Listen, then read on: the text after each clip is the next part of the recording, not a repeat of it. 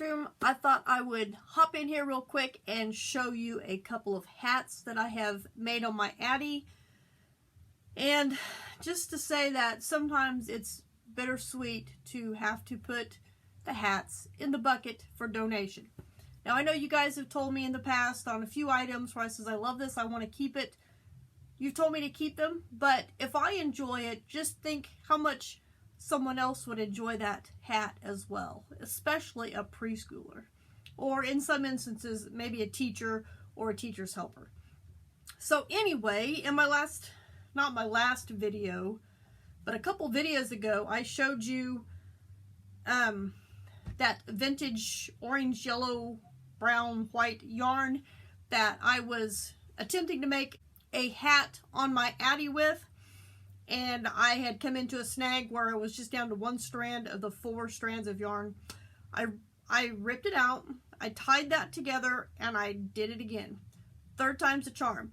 I was trying to go until I had all of that yarn used up, but I was sitting at 120 rows and I still have a pretty good sized ball. So I decided to stop because these are for preschoolers, okay?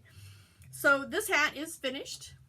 I did roll it up because it is quite long. Like I said, it is 120 rows. Way too many for a preschooler, but like the teacher or the teacher's aide that goes to my church says, they can always roll them up. They'll grow into them. So that's what I'm expecting them to do with this one, is roll it up to wear it. I think this hat is absolutely amazing. And interesting enough, this is like the beginning of the hat because I started on this end. The other side, there was a lot of stuff tied together, and yeah, the colors kind of got weird on me there for a while. You can see how they're not the same normal. I figured I'd just stick that on the inside. Maybe they'll leave it on this side and they won't turn it the other way. So there is that hat. This one is, like I said in my previous video where I showed you that I had started it. I know this yarn is from the 70s.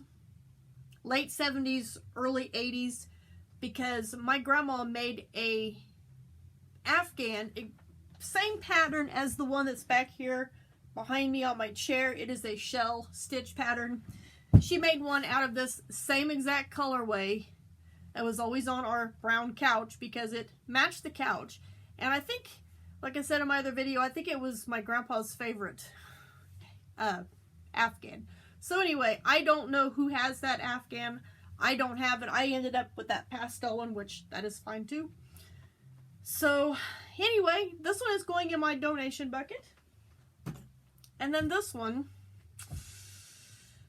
this is the one that's even more difficult because these are my colors. I think I do have enough. Well, no, maybe it doesn't feel like I do. I don't think I have enough to make an Addie hat. Might have to make a Tunisian one or something. But I used some of this Yarn Bee Soft and Sleek yarn. This is what's left of it.